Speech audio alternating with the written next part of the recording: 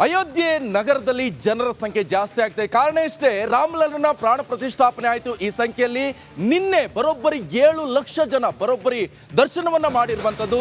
ಜನಸಂಖ್ಯೆ ಕೂಡ ಜಾಸ್ತಿ ಆಗ್ತಾ ಇದೆ ಅಯೋಧ್ಯೆ ನಗರದಲ್ಲಿ. ಶ್ರೀರಾಮ ಭಕ್ತಿಯಲ್ಲಿ ಮಿಂದೆದ್ದಿದ್ದಾರೆ ಅಯೋಧ್ಯೆ ನಗರ. ಅಯೋಧ್ಯೆಯ ಪುಣ್ಯ ಭೂಮಿಗೆ ಅಸಂಖ್ಯಾತ ಭಕ್ತ ಗಣ ಹರಿದು ಬರ್ತಾ ಇದೆ. ಬಾಲರಾಮನ ದರ್ಶನಕ್ಕಾಗಿ ಲಕ್ಷ ಲಕ್ಷ ಭಕ್ತರ ಲಗ್ಗೆ ಮೈ ಕೊರೆಯುವಂತ ಚಳಿ ನಿದ್ರೆಯನ್ನ ಲೆಕ್ಕಿಸದೆ ಜನ ಸಾಗರವೇ ಹರಿದು ಬರ್ತಾ ಇದೆ.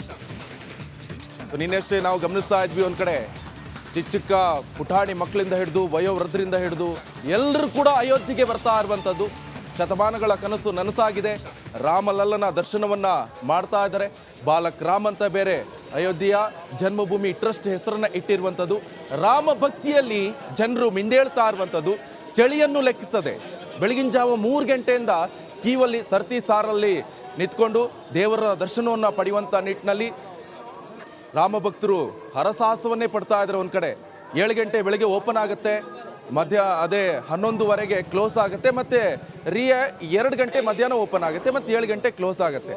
ಬಟ್ ಇಲ್ಲಿ ಈಗ ನೆಕ್ಸ್ಟ್ ಬೆಂಗಳೂರಿಂದ BJP ಅವರು ಕೂಡ 31ಕ್ಕೆ ಒಂದು ಟ್ರೈನ್ ಕೂಡ ಹೋಗ್ತಾ ಇದೆ ಅಯೋಧ್ಯೆಗೆ. ಅಲ್ಲೂ ಕೂಡ ಇನ್ನು ಮತ್ತೆ ಭಕ್ತರ ಜನಸಂಖ್ಯೆ ಕೂಡ ಜಾಸ್ತಿ ಆಗುತ್ತೆ. ಒಂದು ಕಡೆ ಅಯೋಧ್ಯೆಯಲ್ಲಿ ಪ್ರಾಫಿಟ್ ಕೂಡ ಆಗ್ತಾ ಇರುವಂಥದ್ದು. ಅಯೋಧ್ಯೆ ನಗರದಲ್ಲಿ ಅಂದಾಜು 25,000 ಕೋಟಿ ಕೂಡ ಆಗುತ್ತೆ ಅನ್ನುವಂಥ ನಿರೀಕ್ಷೆ ಕೂಡ ಇಟ್ಕೊಂಡಿದ್ದಾರೆ. ಸೊ 31ಕ್ಕೆ ಬೆಂಗಳೂರಿಂದ ಕೂಡ BJPಯಿಂದ ಟ್ರೈನ್ ಕೂಡ ಹೋಗುತ್ತೆ. ರಾಮ ಭಕ್ತರು ಅದರಲ್ಲೂ ಕೂಡ ಪ್ರಯಾಣವನ್ನು ಮಾಡಬಹುದು. ಒಂದು ಕಡೆ ಜನಸಂಖ್ಯೆ ಜಾಸ್ತಿ ಆಗ್ತಿದೆ. ಅಯೋಧ್ಯೆ ನಗರದಲ್ಲಿ ತುಂಬಿ ತುಳುಕ್ತಾ ಇರುವಂಥದ್ದು. ಸರಿಯಾದ ವ್ಯವಸ್ಥೆಯನ್ನು ಕೂಡ ಸರ್ಕಾರ ಕೂಡ ಮಾಡ್ತಾ ಇರುವಂಥದ್ದು. ಮನೆಯಷ್ಟೇ ನೋಡ್ತಾ ಇದ್ವಿ ನಾವು, ಅಯೋಧ್ಯೆಯಲ್ಲಿ CM ಯೋಗಿ ಆದಿತ್ಯನಾಥ್ ಕೂಡ ವೈಮಾನಿಕ ಸಮೀಕ್ಷೆಯನ್ನು ಕೂಡ ನಡೆಸಿದ್ದಾರೆ.